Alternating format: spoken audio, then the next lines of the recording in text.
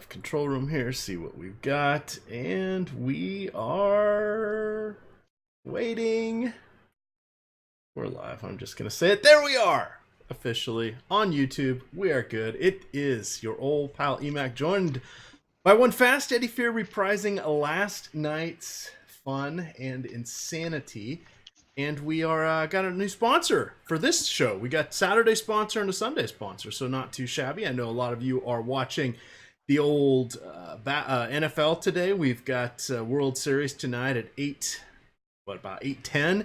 You've got the Nationals coughed up their 2-0 lead. That one is now knotted at 2. And we've got 4 NBA games. First one locks at 6 o'clock. So, and then we've got nightcap there a couple hours after everything with the Lakers and Charlotte. So we are all over the place, Eddie. And still one more show after ours at Osmo.com. That will be the NFL Live Before Lock for Sunday Night Football. You have the Green Bay Packers going into Kansas City taking on the Chiefs. So there we are. How have you been in the last 23 and a half hours? Good. Shorter slate today. Got to go back and actually watch a lot of basketball. Actually did an oddly excessive amount of prep for today. But watched a lot of Luka, watched a lot of Lillard, watched a lot of Kyrie. Feeling good about things, but relaxed. Lots of chill time. Excellent. Well, thank you there. Josh got us caught up in the YouTube or the Slack channel. We have so many channels here, it's hard to follow. I'm now over here watching the old YouTube channel, and we've got a couple hundred people watching, and more will be joining us shortly. So let's go over the injuries. We'll have a little bit more of time luxury today. We can go game by game and walk through it, and then we should have time for some questions. We'll talk about Fantasy Draft, of course. They are the sponsor of quite a few of our shows, including the Sunday NBA Live Before Lock, revolutionizing the DFS world with rake-free fantasy sports. How do they do that, you ask? Well, you buy a little subscription, like mine is $5.99, and I can play $1,000 for the month. And it's just like your phone. If you get up to those nearing your cap, you can just jump up to the next level, and it's not that bad. I think the next level is $12.99, and you get like $3,000. So plenty of room there. And then the other best part is whatever goes into the contest is what comes out. There is no rake. So if they have guaranteed contests, whatever is guaranteed comes back out. But if it's a contest for $1,000 and it fills, $1,000 go in by the players, $1,000 come out from the players. If you were to do that on DraftKings or FanDuel, it would be more like $1,150 going in and $1,000 coming out, or something similar to that. Eddie, you missed the days of rake-free DFS? I miss the days of negative rake DFS. It was a great and glorious time in the industry. I can say with a straight face, I made money basically constantly for 4+ years, but it was a lot easier when there was no rake. When there's no rake, for those of you who aren't, math majors, about half the people are going to win when there's no rake or functionally no rake, because there was obviously the overlay, but then additionally there was rewards and paybacks and all sorts of other stuff that are gone from the industry now, as it's not in its growth venture capital phase so much as it's holding onto the edge of the cliff with its fingernails phase. So, but as you increase the rake, the number of players who can win drops off, not just arithmetically but geometrically. So at no rake, half the players are winning and half the players are going to lose. Rake gets up towards 10%. Yeah, you still have something like depending on the time frame you look at, 10-15% of players being profitable. If you goose the rake to say 16%, which you see these days over any extended time frame, the number of players who can be consistently reliably profitable hits 3 or 4%. So if you play on fantasy draft, if you deposited for every contest, like if you never won because there's a deposit fee in your subscription fee, if you had to deposit for every contest, your rake would still be like 3.5%. And assuming you are not the worst fantasy player on earth, if you are average and you're fairly rarely depositing, your rake ends up being under 1%. So under 1% versus 15-16% is absolutely brilliant, and they still have significant tournament sizes. So big fan of the model Fantasy Draft has put out there. All right, I can see people chomping at the bit, so let's talk a little bit about today's games. Why is this dude talking about geometry? Somebody said. Guys, daily fantasy sports is a big math exercise. I know everybody did not, or most everybody did not like math in school, but if you are not winning, it is not because you don't know sports, it is because you don't know math. That's Hmm. always a fun thing. Uh, More simplifying it there, Eddie. The other, this is like when I talk to the intern programs every year for a million years. Guys, what do you hate worst about school and college? Oh, yeah, speaking in front of the class, giving speeches. Oh, wait, what group projects? You say you hate group projects? Guys, life is one big group project. I hate to tell you that, but yeah, it I mean, truly is. it varies a little bit sports to sport how much of the math is publicly available and easily done. In basketball, which as far as fantasy sports goes, and you might not believe this having seen the week so far of this regular season, is a pretty predictable sport just because it has lots of small scoring occurrences as opposed to say football, which is harder to predict because so many chunks come in, touchdowns and giant things that are so swingy. But people are good at DFS because they have a great process. People are good at DFS because they're just good at DFS. They've been doing it for a while. They play all the sports. People are good at DFS because they're really good at math. And people are good at DFS because they know sports. There's a lot of different ways to get there, and you want to try to work Fair on all enough. your skills. But math is definitely one of them. Fair enough. All right. Well, let's use some math here. Some guys not getting paid. Andre Iguodala and Josh Jackson not showing up for Memphis, so we don't have to worry about them anytime soon. I don't expect Iguodala to suit up for them at all. He'll get a buyout at some point. Who knows what's going to go on there with Josh Jackson? We've got Brendan Clark dealing with some back soreness. Eddie, I haven't seen an update recently. I've still got questionable. Okay. Moving on to the next set of games, got a bunch of guys that we know are out for Miami. We've got Jimmy Butler out on personal. James Johnson couldn't put the ice cream down during the offseason, so he's got to wait a little bit. Dion Waiters did go insane, finally. It seems to be the case. Adonis Haslam, he's just going to keep cashing them checks. He took that discount for a long time. Now he's getting paid. I don't expect to see him very often this season. We'll see him, 5, 6 games probably. Pau Gasol. I don't know that we're going to see Pau Gasol very much at all this season. He's been out with an Achilles issue. And then you've got Dwight Powell, who's dealing with sore legs, so he is not going to play. And then in the late game, only person really of note, Rajon Rondo not playing. No real surprise there. And then Cody Zeller back. He had a personal matter that I guess must have taken him away from the team for a little bit in their last game. So there we are with those. Eddie, we've got 4. Let's start off here with Brooklyn in Minnesota, in Memphis, taking on the Grizzlies. Brooklyn 4-point road favorites. We don't get to say that very often, but we're going to be going forward, ideally, as long as Kevin Durant gets healthy and Kyrie Irving stays healthy. But you've got 224 over under. That's tied for the highest of the night. Our lowest is 216, so not a lot of spread between those. What do you want to do here with Brooklyn and Memphis? Yeah, my favorite pieces are the obvious ones, certainly for Brooklyn. We like Kyrie Irving, who's obviously been a monster through his 2 career Brooklyn games so far. No Durant obviously frees up a little bit more usage. Monster games, one coming a bit at the expense of the 50-point game with Levert and foul trouble. But it's to speak about the slate on the whole at the second, there's very little cheap value that's good, even on the 3 gamer and certainly on the 9, 10, 11 gamers we've seen so far this year. We've had lots of compelling 3K, 3,200, speaking obviously in DraftKings prices here, value. There's not a ton of it in that range today that is vaguely reliable for anything. So you end up looking at some of these complementary pieces where you're looking at, Joe Harris, who's Joe Harris, but dude's going to play 30 minutes, give or take 2, and costs in the mid 4s. That carries certainly some cash interest. Um, but their minutes are fairly predictable. You're going to see most of the time, obviously, Kyrie get an extensive run. Karis LeVert's going to play. Joe Harris is going to play. Torian Prince will move up and down a little bit. Carries a little bit of a ceiling, but with his price now closer to 6K than even 5.5. That's just sort of a pure GPP play, and then you have the centers. Basically, you're getting the full split between Allen and Jordan. Many nights you're going to get high 20s in minutes and Dinwiddie off the bench. That won't always be there. So the matchup is great. I like Kyrie quite a bit from a raw points projection. I have him a little bit ahead of Damian Lillard and a few points behind Luka Doncic. but especially with ownership, especially at a more reasonable price tag on DK, I guess relative to normalcy, because right now everyone's still just way too cheap on DraftKings. I like Kyrie a fair bit. I want to take a look at our ownership projections because there's a lot of ownership problems here when you look at Towns versus Anthony Davis, or when you look at Kyrie versus Lillard versus Luka.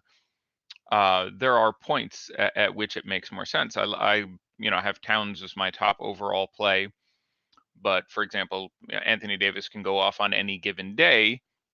We'll look at DraftKings. The ownership's going to be very different site to site. FanDuel, you're only playing one center, and the price on him is appropriate, as opposed to DraftKings, where at 10.1 in a good matchup, it's an absurdly low price for Karl Anthony Towns. So if Karl Anthony Towns is 65% owned and Anthony Davis is 17% owned, that's about right.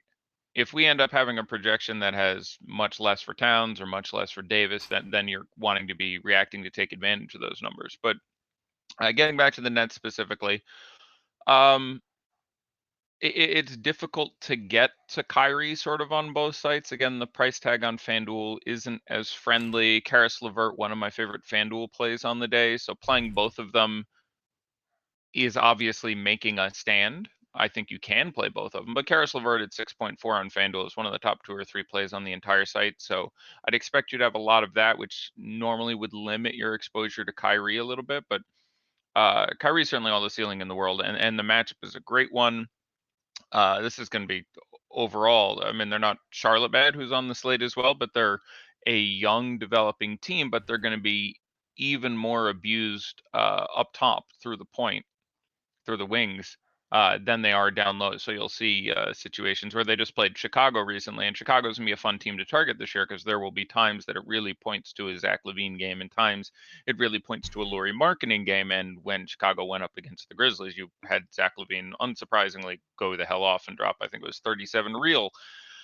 So I like all the upside in the world for Kyrie Irving. So I like Kyrie Irving at price. I very much like Karis LeVert, especially on FanDuel. 6.8 on DK is fine. 6.4 on FanDuel is exceptional. And then Joe Harris is a guy who, again, isn't making my socks roll up and down, but the price is certainly tolerable. 4,500 on FanDuel, again, specifically, is a little bit too cheap. And then I guess after that, you'd go to Spencer Dinwiddie, especially on DraftKings at 4,900. Can do some damage off the bench, but that the existence of that is going to be even less than it was when he had to pull it away from D'Angelo Russell. Now that he has to pull it away from Kyrie Irving, so that's basically my again, refer to rankings, but that's basically my takes on the Nets in a nutshell.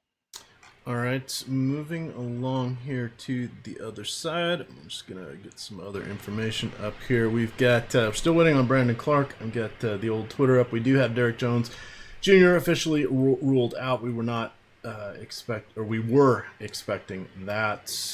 D'Angelo Russell ejected today. 2 technical fouls. Really? Well, And then he wanted to watch the Nets play. So yes, Chenandler Bong. I'm sorry, Chenandler Bong from Friends. You familiar with him? yeah, I'm with you. Chandler Parsons ruled out Monday, knees. Can we just rule him out for the rest of the season? Career, really. I mean, I feel bad for that guy. He had one really, really nice team, and then the whole thing through the Rockets and Memphis and Chicago, and he got paid though.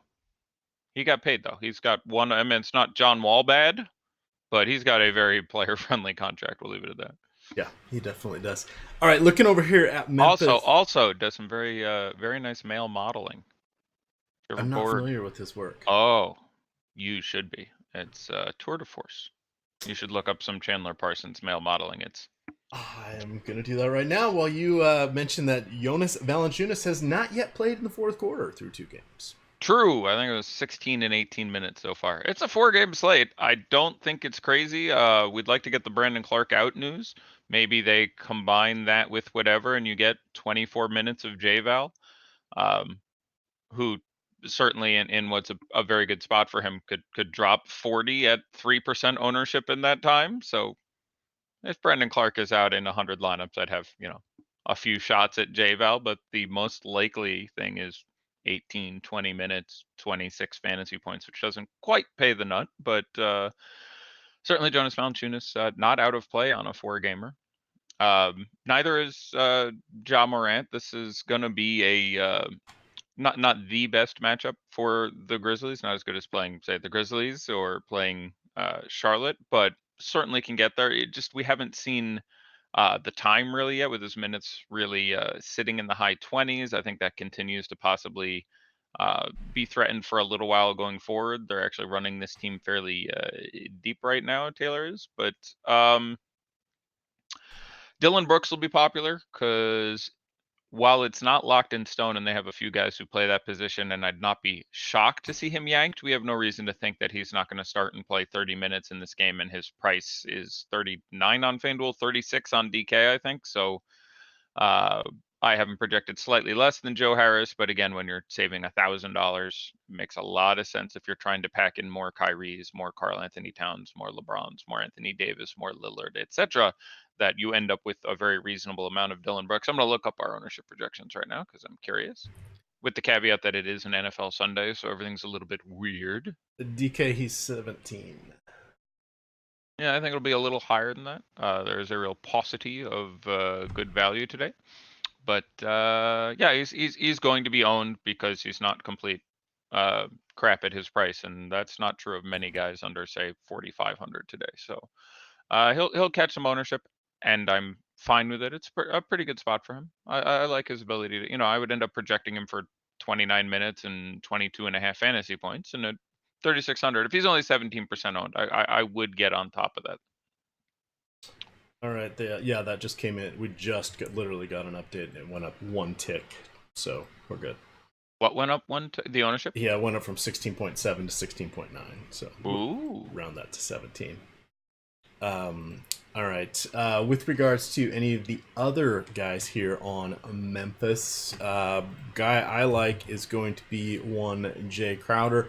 I think he carries value regardless of what's going on with any injuries that we're waiting on here, but he is someone that it's hard to get him off the court, Eddie. He can kind of contribute a little bit of everything. He guards up and down adjacent positions, so that is very helpful. He's a veteran, and he's willing to play for Memphis. That's also a good thing to have. So he's one of the guys I like quite a bit. I'm trying to make sure I'm overweight on him. He was one of my core plays that I looked at. I called him a good value play in the free article today. I'll drop the link in chat for that. But along with Jalen Brunson, and then my main guy is no surprise for anybody. It's Karl Anthony Towns. That's not a shocker there. But outside of Crowder, I like your call out for Brooks here. Anything else we can find? Well, Jaren Jackson Jr. has a massive ceiling. It's a really good matchup for him. There are perennial foul trouble issues. You'd like to hear that Brandon Clark is out. That makes him even a little bit sexier. But FanDuel scoring, particularly with his ability to get stocks, potentially the extra minutes there. The matchup with Brooklyn is a very good one for a 4-5 at this point. And the price is still just a little too low for the upside he carries.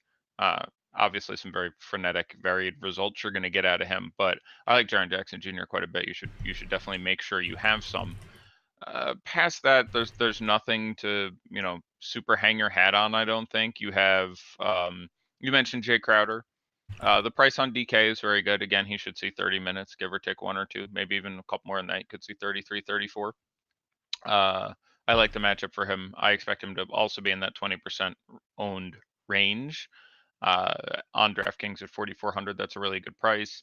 FanDuel 5,500, not quite as exciting, but is a small forward that always does something for you. So like him a little less there. There's other small forwards I would rather go to even in that value to mid-priced range, but I certainly would understand making that play. I would probably more often than not, at less ownership and saving $1,000, probably play Joe Harris on FanDuel.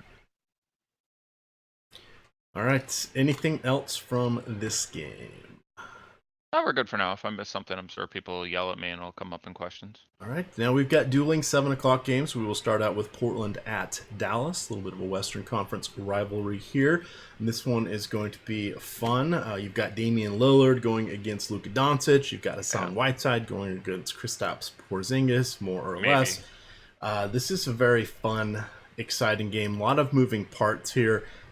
with regards to how guys are fitting in, how they're going to look. There's a lot of interchangeable parts kind of in the backcourt and the wings here for Dallas. That's one of the things I think we want to be careful with, because you have DeLon Wright, Jalen Brunson, Tim Hardaway Jr., Dorian Finney-Smith, the ceremonial starts from Courtney Lee, and then the situational play of Seth Curry. All of a sudden, you got a whole bunch of guys here that can cannibalize each other's minutes depending on. And don't forget JJ Barea is back and healthy actually as well. Oh, is he back? Shoot, I had him as 0.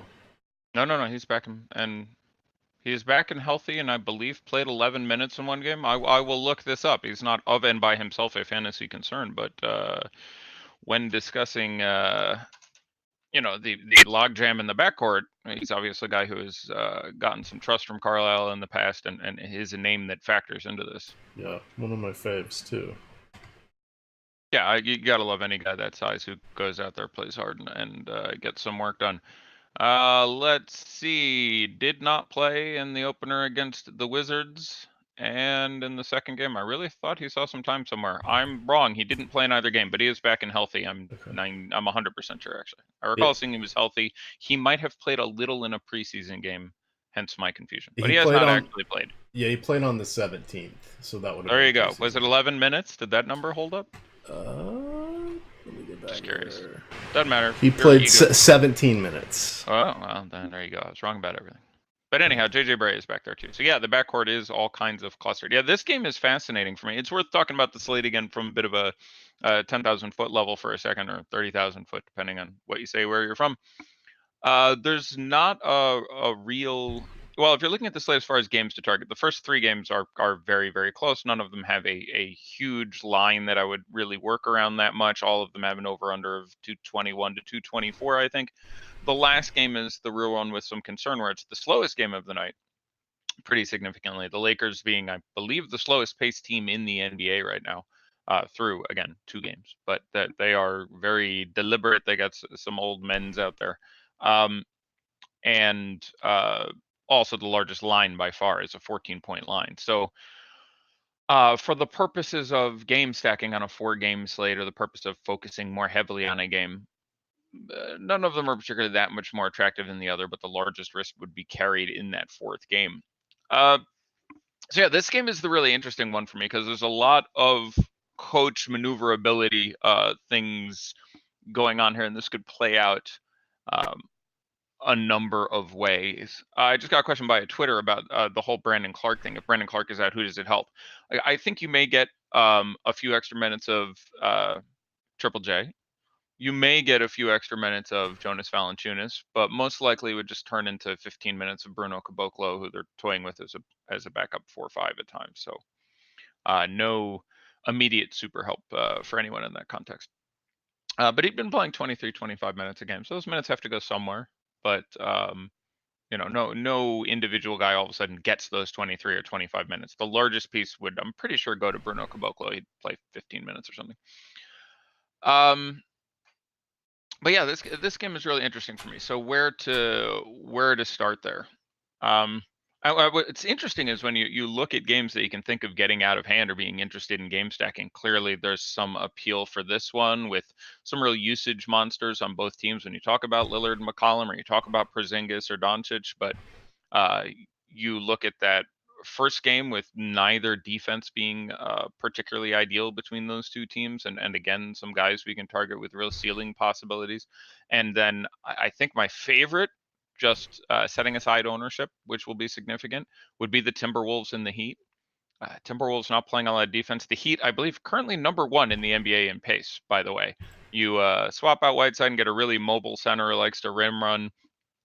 You get some people hurt and put a couple of rookies out there. Yeah, they're running all day. So through, not even a week really of the NBA season, Heat the fastest moving team in the NBA. So I've spoken to some people today about Towns and other players on the Timberwolves, and they're like, well, the matchup with the Heat is fine. They're not as good defensively as they have been in the past for personal and other reasons, and they're playing really fast. So to get back to the game we were actually talking about, so I went back and watched the majority of all the time spent on the court by Lillard and Doncic in the 4 games they played last year. Western Conference rivals, they did play 4 times. Lillard was really good. They threw a number of guys out there to guard him, and they didn't do a very good job. He had, I think it was 30, 33, 33, and 33 real points in the 4 games. Put up 30 plus real every single game. And that's a very real possibility today. Reading the tea leaves, what I think happens, and one of the reasons why I don't want Jalen Brunson today, is I think Delon Wright gets a preponderance of time. Okay. They have spoken about his defense many times in the past. During his time in Memphis, he ended up playing Lillard at least 2 or 3 times that I remember, and ended up doing a significant job defensively on him there. It strikes me as the kind of thing Carlisle would do. And again, several people on that team have talking about his hounding defense. So I have no surety here. This could go any number of ways. Maybe you get 32 minutes of Jalen Brunson again. And again, we're through 2 games of Delon Wright, and 1 game he started and played, I don't recall, 32, 34 minutes. And the other game he came off the bench and played like 21 and did absolutely nothing. So as far as playing him goes, I do think there's an upside there. I think the matchup is just fine. But it's more how I think it affects Lillard, and by extension, how that affects McCollum. If we think that Carlisle makes an effort to slow down Damian Lillard, and that they employ a lot of Delon Wright, who I'm speaking about like he's Weapon X here, and he's simply a very good NBA defender. But if they make that a priority, I'm a little more inclined to go to sort of the McCollum Kyrie school of things than the Lillard school of things. But again, let me be clear, full disclosure, very, very good against the Mavs every game last year. So,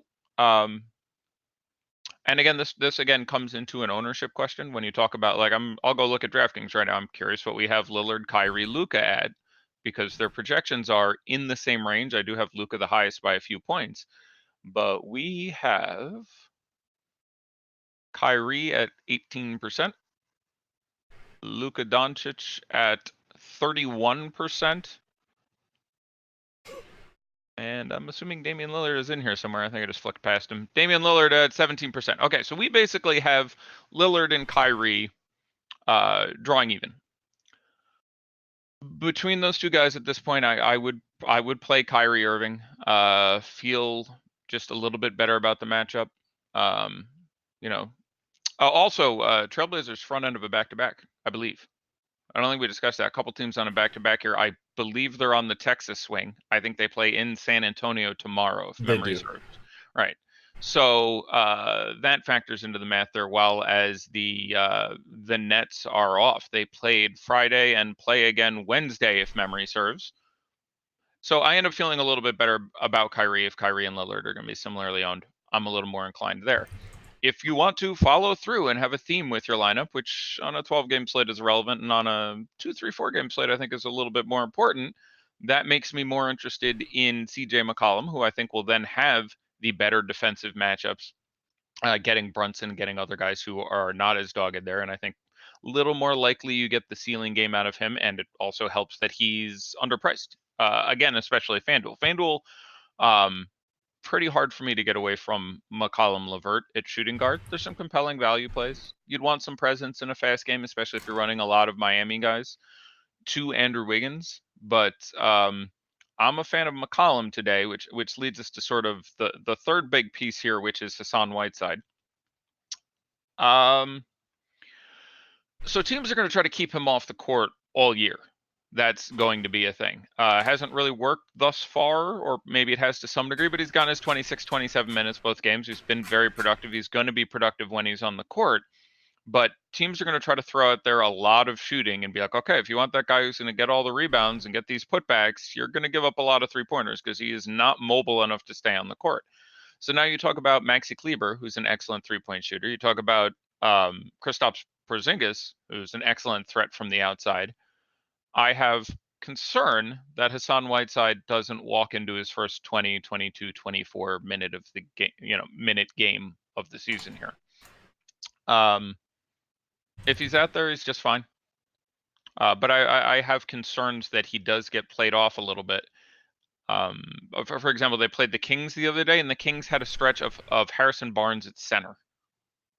because they just wanted to get Whiteside the hell off the court. Again, wasn't super effective, but that seems a noticeable concern. And then that would lead me to sort of the last piece of this transitive property walk I'm going down, which would be I like Zach Collins. Zach Collins' prices come up a little bit, but he specifically said, and the coaches mentioned to him, that he's going to spend some time guarding Kristaps. There's been a lot of speak to the media about how hard this team is to guard because Luka is a big body for a guy with his skills. He as a player, he a lot of ways resembles LeBron in that he's a big guy. He can work inside. So if you guard him inside, you put a big on him, well, he gets outside him and he shoots, or he just moves around him with his exceptional mobility and his ability to distribute the ball when you're talking about either of those players. And if you put a little guy on him, he backs his ass down and makes him work. He's a really tough cover. And then you have Kristaps, who's also a really tough cover. So it's an interesting situation, but it's led to teams talking about exactly what they plan to do there. And the specific names that have come up as covers for those two guys are Kent Bazemore and Zach Collins as guys who are going to do at least some work on those guys. And they're both cheap enough and carry enough upside and are priced appropriately that I'd want to be over the field on those guys because I think their minutes could be more significant. I think through 2 games, Bazemore has played, I think, 25 and 26 minutes. Maybe he sees 28, 29 here because he's trying to do something. He's probably their best wing defender at this point. He's close with McCollum. He's much better than Lillard. He's much better than Hood. And maybe that costs Rodney Hood a little bit, who I still like quite a bit just because he's cheap and he's in that guaranteed to see tie. He's very Jay Crowder, Joe Harrisy, and he's even cheaper than those guys. He's getting his 30 minutes. I'm fine playing some Rodney Hood, but I'd have interest in Bazemore, especially DK, shooting guard, small forward. I think 4,200. I think that's an appealing combination there. And Zach Collins, who's I think 49 and 53.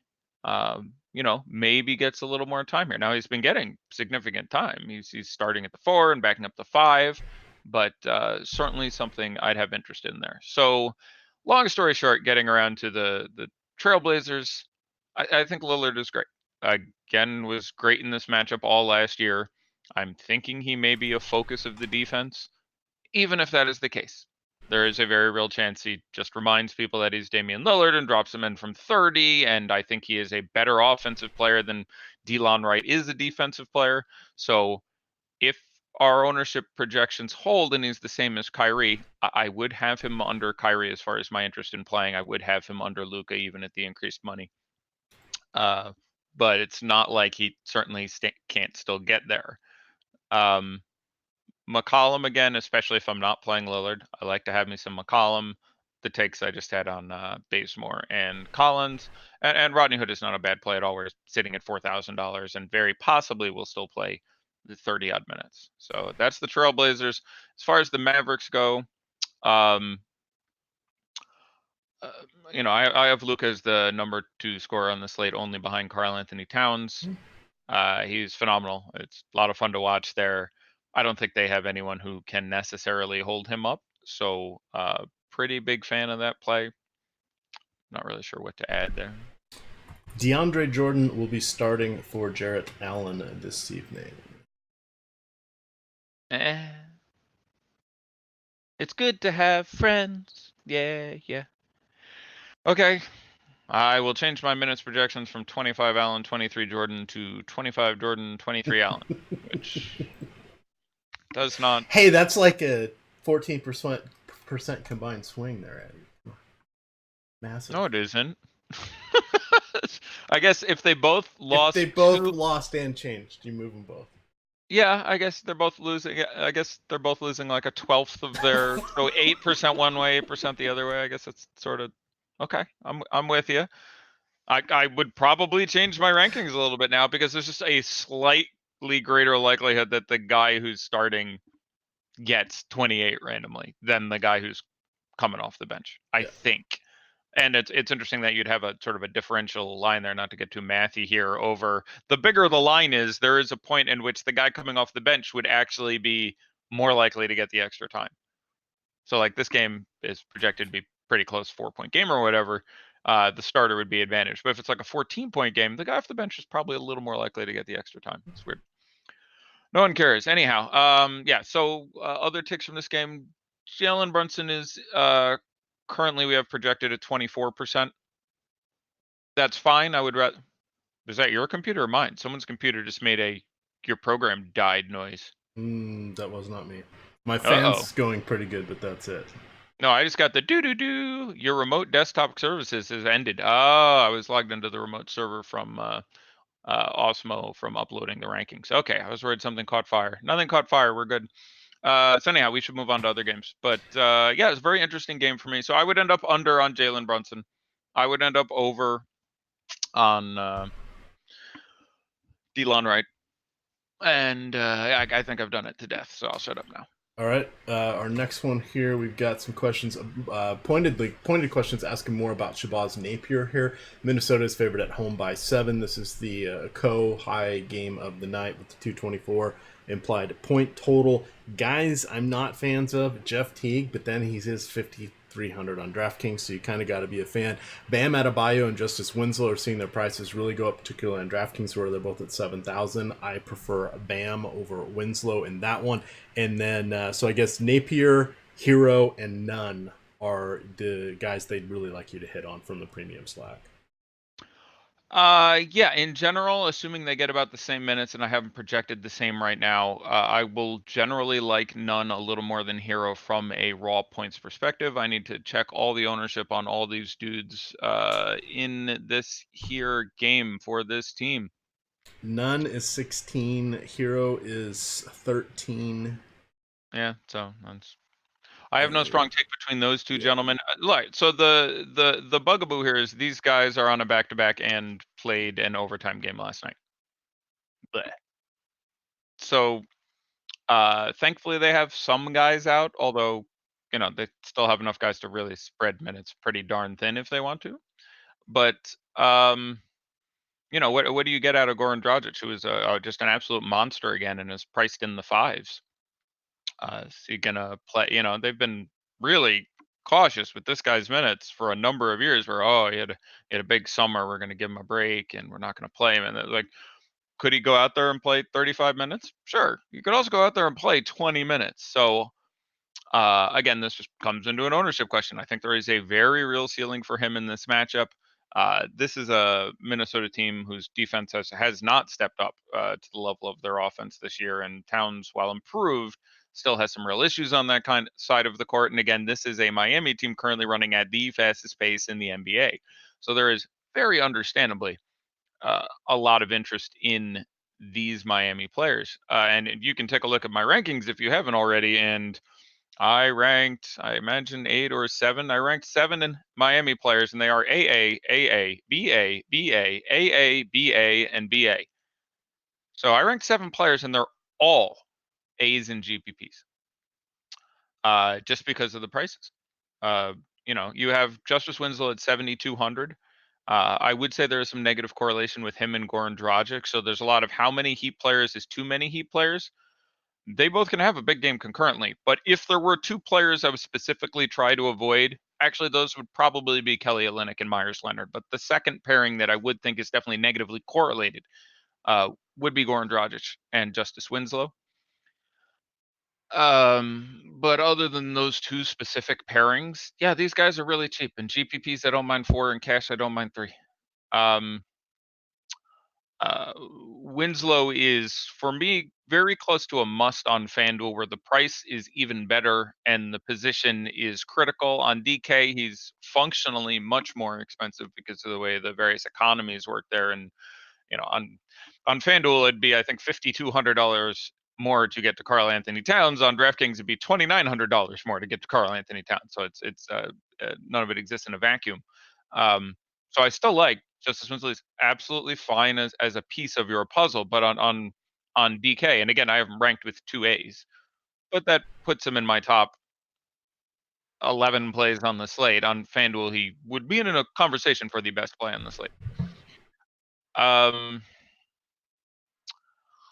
Yeah, specifically, I would project Nunn for a couple more points. If their ownership is going to be that similar, I do think over time he should outstrip Hero and peripherals pretty significantly, but they both project very nicely. And again, last game they both shot into the teens. I don't have a real issue with having those two guys next to each other. I like Myers Leonard as a tournament play. Probably plays 20, 22 minutes. Number of ways that number creeps up. What's really interesting and a little frustrating for me is Miami was the only team that did not put out an entry for the 130. Oh my God, the 530 injury report should be out officially from NBA. Doo-doo-doo. Let me go look at that, because on the 130 report, there was only one team that did not submit their league mandated 130 entry. It was the Heat. The Heat are out now. Jimmy Butler out. James Johnson out. Derek Jones Jr. out. Deion Waiters out. Okay, so nothing we didn't expect. Talk about something while I take 15 seconds and make sure that nothing changed on this I didn't expect. Absolutely. Hey, reminder, we do have FantasyDraft as our sponsor. It's the only rake-free site out there in all of DFS land. How do they do it, you ask? Well, you sign up for a little subscription. Mine I have for $5.99 per 30 days. That allows me to play up to $1,000 before I need to bump up to the next level. No worries, just like your phone. If you get close to that limit, you can easily just bump up to the next level. The one thing you're going to say is, oh my gosh, they're going to charge me 3.5% when I deposit money there. That's okay. As Eddie pointed out today, if you deposited every time you played, plus your subscription fee, you would be paying still less than 5% rake per entry. You are Less paying than 4. I don't think you can get to 4 even. I looked at it with someone. They were like, "How good is this?" And I broke down the math. I don't think you can even get to 4% rake. And There we most are. frequently, if you deposit it on average, you'd be around 8%. There you are. So, gamers, come on. It's not too shabby. It's not too shabby at all. Check it out. Everything that goes into the contest comes out. If they are guaranteed, they make up the difference. We've seen even Adam Scherer win $100,000 over there. Now, no guarantee that you can do that. But if you have a chance to win more, as Alex likes to say, you are in a better position to not have to redeposit. So definitely check out FantasyDraft. And of course, the Hooters. Phenomenal primetime. Oh, I guess it's not prime time. The featured contest every Sunday.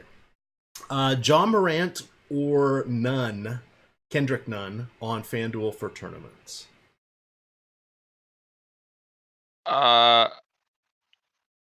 You will get Ja Morant at a much lower ownership. I would have him projected a good bit under Kendrick Nunn. Again, when we talk about these guys playing significant time and playing last night, you have to imagine Kendrick Nunn and Tyler Herro at 19 and 20 years old are most likely most inured from. Like, I'm really worried about the wrath of Spoelstra to Dragic. I don't think it's likely. I'd say there's still like a 65% chance dude goes out there and plays 30 minutes, but he has been coming off the bench. They could just run out more Duncan Robinson, shift Nunn over more. I'm legitimately concerned.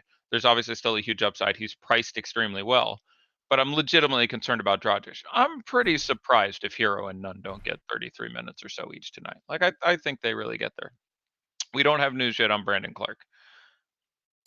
No, I just did a look on that. I'm now doing a search on that. So nothing as of yet. We do know the Grizzlies are starting Morant, Brooks, as you mentioned, Crowder, Jackson, and Valanciunas. Someone asked if JaVale McGee is startable in cash on FanDuel. I think there are cheap centers I would like more. Again, we've seen as little as like 17 minutes out of him. If you have the $300, I would prefer DeAndre Jordan. If you don't, I would honestly I would really consider Myers Leonard at that point. It's a really interesting position. I would have those two guys projected very closely. So if you end up really cheap and you have 4,300 and don't have 4,600, I don't think it's the end of the world, because center is a bit of a morass when you get that low. But I'm not super happy with it. But and the other issue with playing him in cash is it means you're not playing Karl Anthony Towns in cash, who is going to eat somebody's children. Let's hit that last game. We've got 16 minutes to go here. Sure. Let me talk about the Timberwolves for just a second. Okay. There, I waxed a little bit on the Heat, but again, they are shorthanded, and the matchup is especially good. They're playing fast. I actually like an over bet in this game, which at 224, I'm 2-0 so far in sports bets in the regular season. I'll try to push to 3 here. I like an over bet in that game. I think it runs and runs and runs all day. Trevion Graham, has become the starting nominal small forward for this Timberwolves team, $3,700. Got ranked with double Bs. I have some interest there. Towns is obviously the main event. I guess I should specifically say this. He's just way too cheap on DraftKings. Way too cheap relative to other guys. Comparing him to, say, Justice Winslow is a fine way to look at these other guys. I have him projected for 59 fantasy points. FanDuel, he is about appropriately priced at 12.2 relative to the prices on those other guys. DraftKings, he's just too cheap. He's going to be popular. He's going to be 68, 70, 72, maybe higher percent owned. So you can get away for it for that reason. Whenever someone is super expensive and popular, there's merit to fading them. But the spot is that good. And on paper, he's one of the best value plays as far as points per dollar, which is nice when you're, also the highest projected guy in the slate. Beyond that, it gets a little dicey with a couple of these guys. Shabazz Napier, I do not believe I ranked. I think he is the minimum, or 3,100 or something. I don't think that's crazy. He is going to get all the non-Jeff Teague point time there. So that's a bit of an error on my point. He should be in the pool. It's supposed to be a list of who's in the pool as well. I would slightly prefer to play Covington at 57 than Teague at 53. Because of the other shooting guards I like, I'd still probably have both of them over Wiggins. But again, this is a matchup that is going to move. So if you're looking at a spot where Wiggins takes 15 shots, makes 11 of them, and wins a GPP, there's no reason it couldn't be here. So all those guys ended up B ranks and GPPs for me. And yeah, but again, a team on a lot of rest. So I moved away from the bench and towards the starters a little bit with my rankings as the day progressed. I think they played Friday and don't play again until Wednesday. And even the Friday game was where they massacred Charlotte. So the starters all played reduced minutes anyway.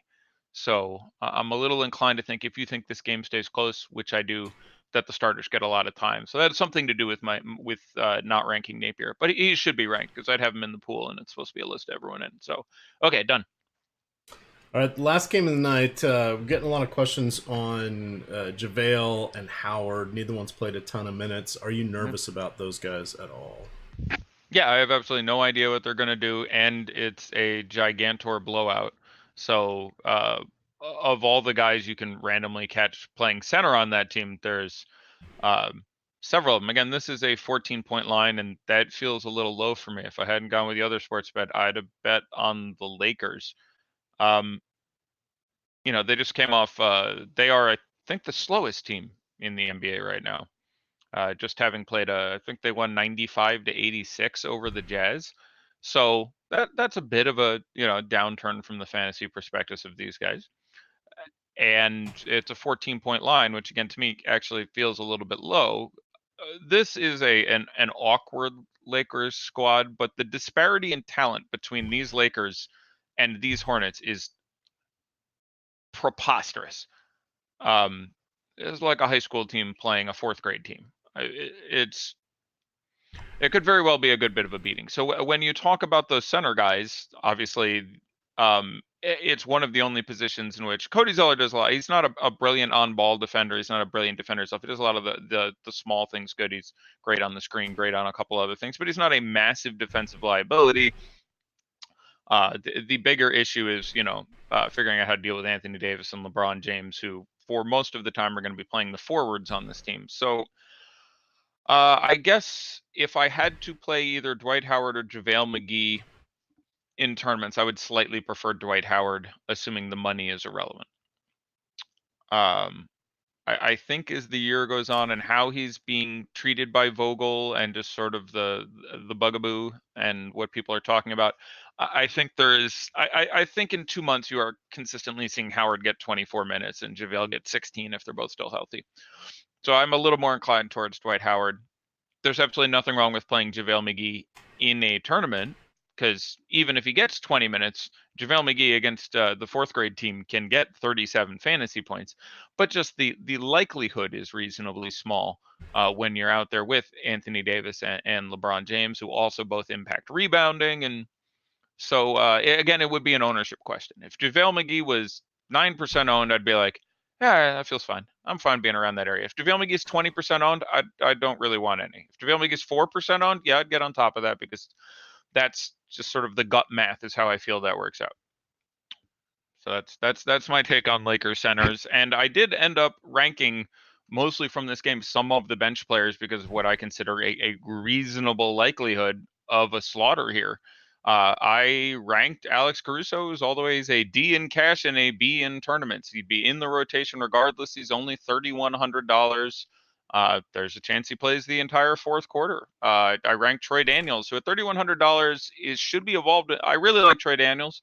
He maybe should have gotten an A in GPPs. I was on the fence of A or B for quite some time. He is the best shooter on this team by a pretty significant stretch. There's times KCP is pretty good and so on and so forth. But Troy Daniels would be out there in the blowout run quite frequently. I think he stays out there with Norvell when that happens. But I ranked some of the guys who are going to come off the bench in the event that this is a slaughter, which is the same reason I think for Charlotte I gave Malik Monk a rank for the exact same reason, because he would be out there gunning, and we've seen once already that he can randomly drop 35 in his 18 minutes if he's out there with the backups.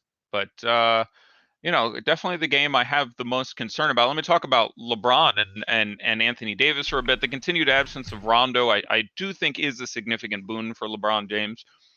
His point guard usage isn't 100% right now, and it doesn't drop to 0% when Rondo is there. He's still going to bring the ball up and do stuff with it quite a bit. So you don't want to overstate the news. Like all of a sudden now he's, point every play. And when Rondo gets back, he's just standing on the wing waiting for his booty call. But um, it is relevant that Rondo is still out. The price is, the position on FanDuel is obviously very appealing. The price on DK, I have him projected, especially considering the blowout, a full 10 points less than Karl Anthony Towns, and I think 2 or 3 points less than Anthony Davis. But again, this all comes down to ownership questions. And again, especially on smaller slates, it's important to build your lineups with some sort of theory. If you're playing LeBron James, you're hoping this game stays together. Could LeBron still be good and be in the best possible lineup if this game is over after 3 quarters? Yeah, it's less likely, but dude could play 26 minutes and have 57 fantasy points. That's a real possibility. LeBron's pretty sexy with it out there. But again, keep in mind, when building your lineup, if you have a minute to optimize it in such a way, go ahead and do it. But I have Anthony Davis projected a little higher than LeBron. I want to check our ownerships on those guys. So we currently have Towns at 53%. I think he will be on top of that. We have James at 34 and Davis at 33. I would be under both those numbers probably. I would rather play Luka, who we have at 31, and I have projected for more than both LeBron and Anthony Davis. I would rather play Kyrie and Lillard, who are measurably cheaper, and we have projected for lower ownership, and I have projected for just fewer fantasy points. So if we really think they're going to be that high, I get the theory that they should absolutely crush, and I'd want to have some, but I suspect I would end up closer to 25, 30% because I have some more faith in several of the other plays. And I think there's a real chance that game goes sideways and at least one of them doesn't get there. So it's not too crazy, 33 and 34. I suspect I would end up somewhere around 30 with both of them, actually. So I guess a little under those numbers. They're not too crazy, but I would have more Towns than that. And between those two, I'd rather play Anthony Davis than LeBron. All right, we're getting some questions about Terry Rozier. Both sides, 65 on FanDuel, 64 on DraftKings. We've got 6 minutes to go. Still no word on Brandon Clark. Yeah, of course he got a ranking. He can put together a game, but he'd be pretty far down. Like, he doesn't compare to me at a similar price. Karis LeVert, he doesn't compare to me for just a number of guys in that price range. This is a really, really good Lakers defensive squad. Like, every guy on this team defends fairly well in one way or another. I guess Troy isn't that great, but when your team is Avery Bradley and KCP and LeBron James and Anthony Davis and JaVale and Dwight Howard, and they play slow as hell. So you want to play some Terry Rozier? Absolutely, that can work out. Graham, again, perfectly compelling as a value play. Both Grahams actually are on the slate today, so that's fun. But yeah, I think he's a tournament play. If he's going to be, he should be 7, 8, 10% owned. If he's more than that, I would want to come in well under that. But again, he's someone saying thoughts on FanDuel at 65. That is objectively in a vacuum too cheap for him. It's just a world with Kendrick Nunn at 4,900 and Dragic on FanDuel is 59, and I feel like there's some other plays in that area. Morant is 67. I'm fine with Rozier over Morant. That's a little bit thin. Dinwiddie's 52. Those are roughly similar plays for me. Brunson's 44. But I don't mind having some shares of Terry Rozier, but it's an ugly spot with a very possible blowout against an excellent defensive team. He's at 12%. Yeah, that's around where that number should be. So I'm fine with a little. All right, Clark is actually going through warmups right now, but no word on his status. Yeah. Again, it's not super relevant. It shouldn't change a lot of anything for anyone, other than if you get news he will play with a minute to go. Having 3% on Brandon Clark can be a fun edge on a very small slate. So, but again, it most affects him. Little cookie for Jonas Valanciunas and adds a little upside that they stretch him out to 24 minutes. Triple J in theory could get some more time, but it shouldn't be super relevant news. But I guess it's the most relevant news we have. Indeed, it is. I'm just looking to see here. Saw some other questions pop up here in the premium Slack. Brandon Clark or Zach Collins in FanDuel tournaments? Zach Collins right now, I'd happily move to Clark with the confirmation that he is playing. How are you feeling about Tarian Prince tonight? Fine to run out there in a GPP. Minutes a little less secure than, say, the Joe Harrises of the world. And again, I'm a little more inclined towards those 4.5, 4.7, 4.8 guys who profile pretty similarly to Taurean Prince at 55, 57. I think 57, 58 is Taurean Prince right now. But had one absolutely monster game already. I do think that's a bit more of an outlier, but I think as a fine tournament play, I like him a little more than $6,500 Terry Rozier. So the game environment is much more appealing. All right. Let's see. 3 minutes to go. Devontae Graham, Delon Wright, Zach Collins. Please rank. I'm assuming DK for flexibility. Yeah. In tournaments, I would probably play Delon Wright than Zach Collins. In tournaments. As far as the projection goes, I'd have them all pretty similarly. But as far as my interest in playing them where I expect their ownership to be, I would probably have Wright a little over Collins, a little over Graham. Let's see. So would you play Clark as now and to just take the chance, or it's not worth it? It's a personal tolerance risk. I suspect long term, it would be a negative play. You're betting on that. We'll say there's guys warming up, so I think it's usually about 3-1 to play. So there's 25% you just suck up a 0 and are dead. And then you need him to play at least his normal time, which is only, I think, 23, 24 minutes, be exceptional.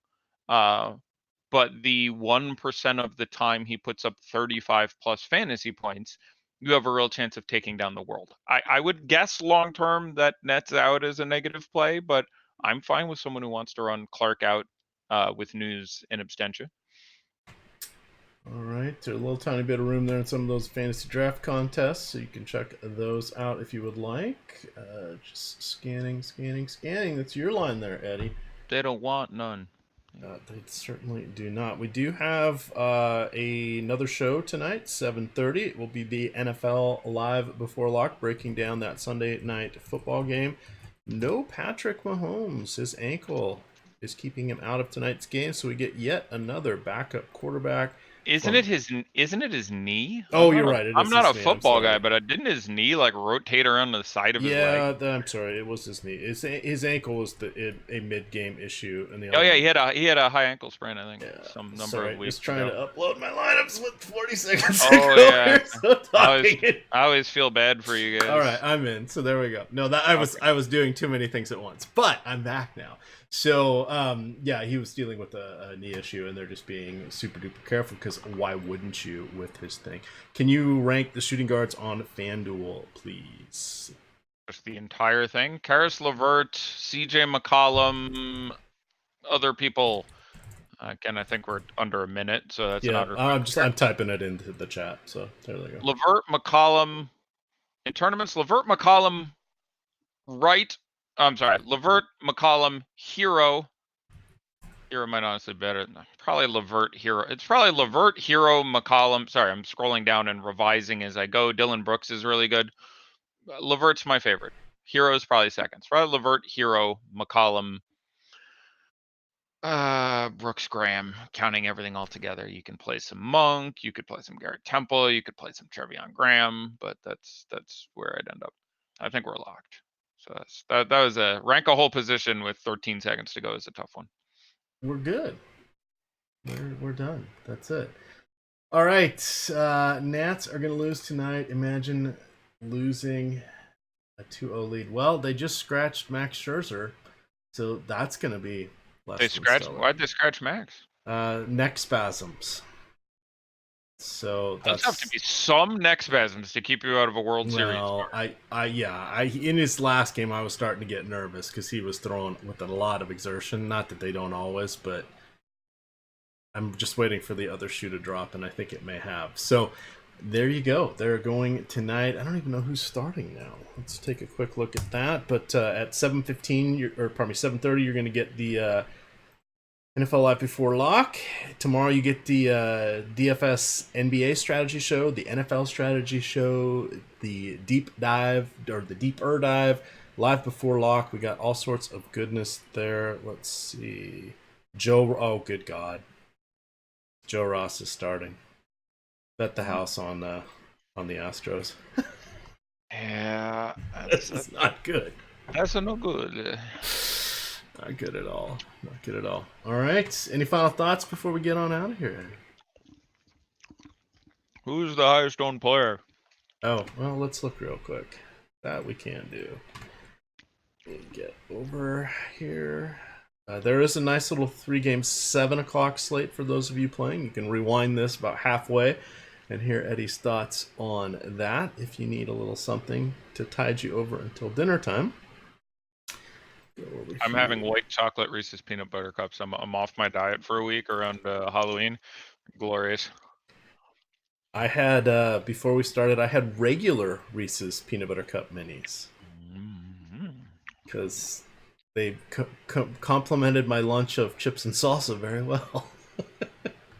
All right, who is the highest owned player of our single game? We have the Brooklyn Nets versus the Memphis Grizzlies. I really don't know. There's a number of places this can go. It's probably your right up boy. I'll go with Jay Crowder. This is Jay Crowder. Would you like to hazard a guess? Like I said, high 20s before. I think that's probably about right. A lot of people read my article. 43. 43. 4-3. That is a lot. Yeah, I mean, I'd want less than that. There's just you can in this game. Well, it depends. What's Dylan Brooks? Is he 15, 20? Dylan Brooks is 15. Right. So, what's Joe Harris? I bet he's 8, 10. Harris is 8.6. Let's see. Spencer Dinwiddie is 4.9 on DK, so that's a few $100 more. So he is 7.6. What do you think Brandon Clark is? He was cheap. Do we have news yet? We do not. And I just closed that. 8, 10? He is 14. Wow. Yeah, I wouldn't want any of that. How about DeAndre Jordan? Oh, people will be like, "Oh, he's starting now." Oh, I'm trying. What did he cost? He was like 53, just more than to make it exciting. 15%, 10%, 10 to 15. Somewhere, yeah, that's where he is actually. How much is Kyrie? Is he in the high teens like we expected? Kyrie is 16. Where's Jaren Jackson Jr.? Triple J, Jackson. Jared Jackson. Oh, there he is. He's second overall, 22. And then I guess, I mean, there's not a ton left. You have probably 5% owned Ja Morant, probably around there Jonas Valanciunas, probably less Jonas Valanciunas.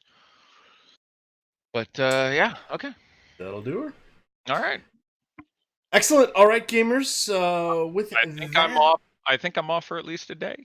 Yeah, Eddie gets a little bit of time off. We've got plenty of good stuff out here. Not to fear, we got you covered. We've got more analysts than we know what to do with here. So it is going to be a good time.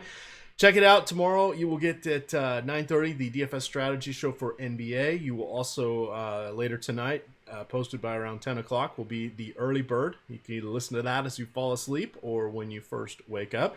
At 11 o'clock, we do have the NFL DFS strategy show. That will be Dave Lochran, you know him best as Lofty D, and one Manny Laura, going over what happened on Sunday and reviews of tournaments and how people built their teams. They won't need to look at any of mine because I did not win any tournaments today, Eddie. So there we are. But with that, you can follow Eddie at Fast Eddie Fair. Check out sponsor FantasyDraft. Definitely worthwhile. Rake free fantasy. And you can follow me at EmacDFS. It is Osmo_COM. With that, gamers, tune in 100 minutes. Yeah, 100 minutes, and we're gonna do it all over again. NFL live before lock. With that, gamer.